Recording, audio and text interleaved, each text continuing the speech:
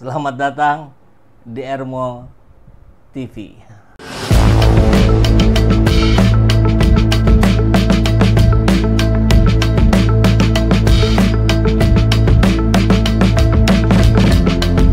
Bersama saya, Saiful Zaman, kebaikan yang terorganisir akan selalu mengalahkan kejahatan.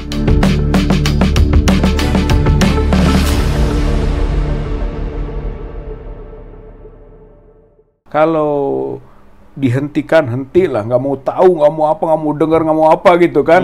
Biarlah publik yang menilainya. Bahkan mungkin silahkanlah nilai kredibilitas dari pihak kepolisian kita gitu kan, yang apakah pulih dan membaik atau terus merosot gitu kan, tingkat kepercayaan masyarakat pada institusi kepolisian ini. Oke, silahkan nanti udah.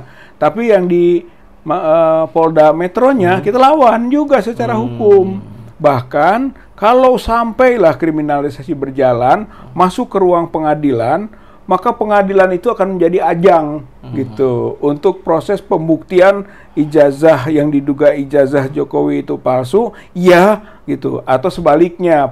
Pasti nanti akan ada lagi perintah gitu kan yang lebih akurat dari pihak hakim kepada lab penguji gitu kan, untuk menguji tentang kebenaran materialnya gitu, sehingga rakyat jadi tahu ujungnya. Kalau itu boleh terbuka sidang? Sidang kan terbuka. Disiarkan langsung? Sidang terbuka untuk umum. Sidang itu kan terbuka untuk umum. Jadi paling kita mengoptimalkan momen itu. Gitu. Oke lah, kita dikriminalisasi nih, masuk ke ruang pengadilan akhirnya gitu kan. Tapi di situ gitu ya, sebagaimana disampaikan oleh Dr. Rismond, Dr. Roy gitu kan, kita akan bongkar habis secara scientific crime investigation gitu kan, pendekatan yang sangat saintifik bahwa yang selalu dinyatakan dugaan kuat bahwa ijazah dan skripsi Pak Jokowi palsu akan terbukti nanti. Sampai begitu gitu. Kalau pahit-pahitnya kita akan melayani di arena persidangan gitu. Walaupun kemarin Pak Rismond sudah dipanggil 7 jam dan menyatakan juga itu kan langkah-langkah saintifik itu. Sudah, artinya dia siap. Itu yang kita senang sebenarnya, kalau saya mungkin teman Bu Kurnia gitu kan, atau mungkin Pak Damai Lubis, orang hukum lah gitu kan, tetap tergantung pada keyakinan mereka yang punya kapasitas menguji saintifik itu, Pak. Gitu. Ketika kita lihat Pak Rismond masih kuat, masih yakin gitu kan, masih semangat. Kemudian Pak Roy juga begitu. Berarti secara substansial dia siap membuktikan tentang kepalsuan dari ijazah dan skripsinya Pak Jokowi. Nah, kita yang berada di sekitarnya ikut mensupport dan akan mendampingi dalam kapasitas yang kita miliki. Nah, di sisi lain Pak Ahmad Zainuddin pernah menyampaikan bahwa apa yang terjadi di Barreskrim dengan putusan itu tidak bisa menjadi dalil untuk di Polda karena beda kasus, beda nomor, kalau tidak salah redaksinya.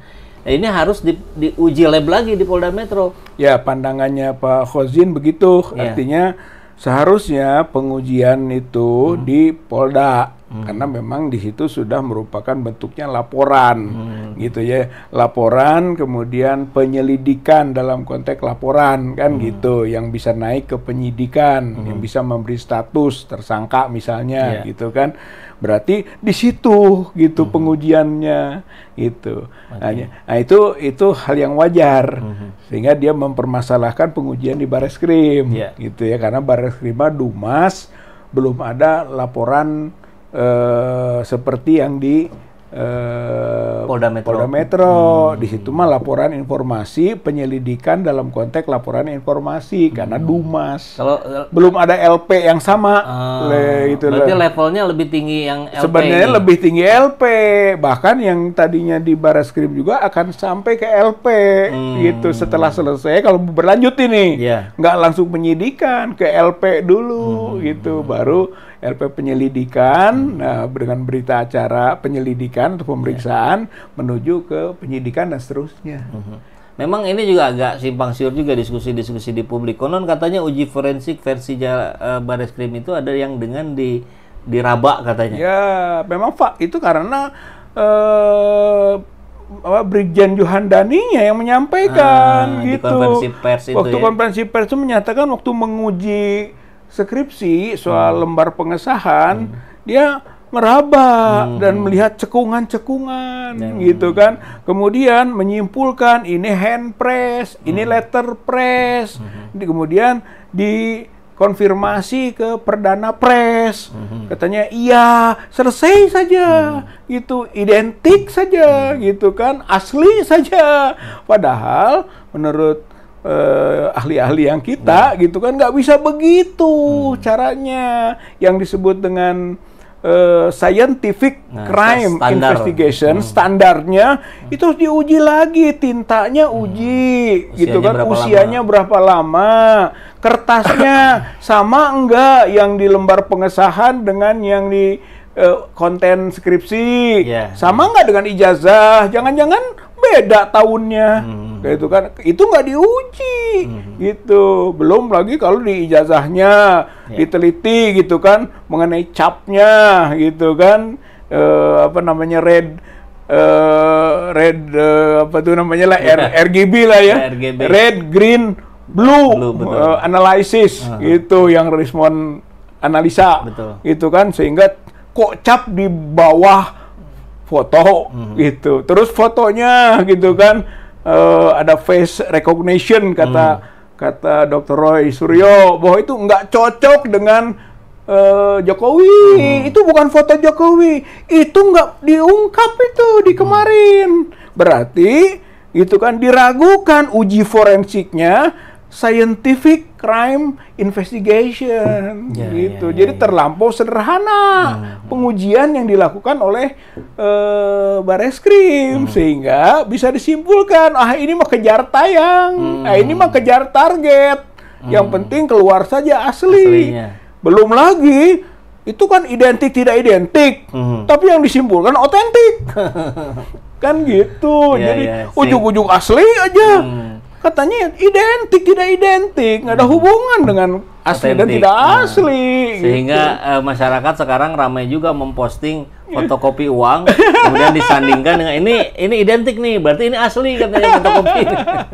Itu kan sikap kritis publik ya, bahwa cara-cara begitu dikritisi. Enggak lah, masyarakat juga nggak sebodoh itu kok. Gitu. Kalau identik ya identik saja, nggak ada hubungan dengan otentik gitu.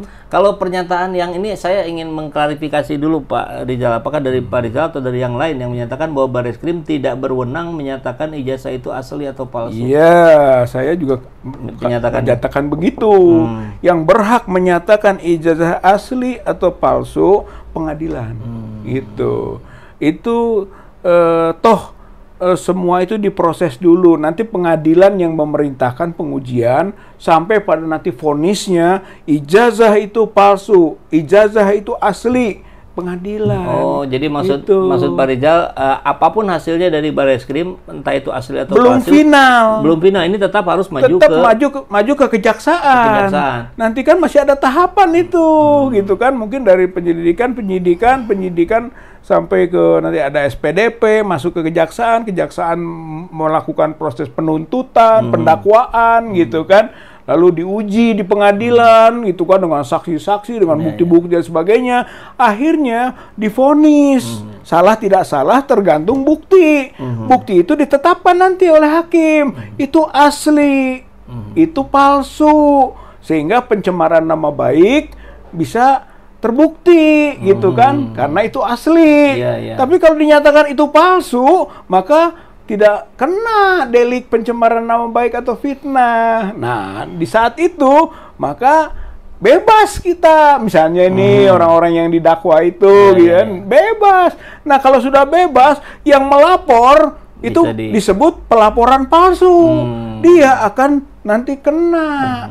Tapi versi Bareskrim ketika ini dinyatakan asli, close case gitu. Nah, Bareskrim close case untuk yang Bareskrim. Dia memberi ruang untuk yang Polda mau dipakai. Yang nanti di sini bakal rame lagi, nggak bisa pakai asli untuk pembuktian pencemaran nama baik atau fitnah gitu. Jadi hasil kan. dari Barreskrim itu tidak bisa Tidak dijadikan dalil bisa hukum. bagi orang yang tentu mendalami hukum secara benar, ya dia harus mendapat dulu keputusan inkrah dulu dari pengadilan asli. Udah nggak bisa ditolak lagi dari pengadilan. Makanya ketika sekarang dinyatakan asli oleh Barreskrim, TPUA masih keberatan. Satu, karena memang itu bukan menguji asli tidak asli, gitu kan, menguji identik tidak identik. Walaupun Kang Epul, kan kita melihat itu identik dengan apa? Ijazah Pak Jokowi ini identik dengan apa? Katanya dengan 3 temennya. Kita tanya lagi Pak Epul, 3 temennya ini ijazahnya asli nggak? Iya kan? Betul. Kalau ijazahnya palsu, ya kan? Ya identik, tapi identik palsu gitu.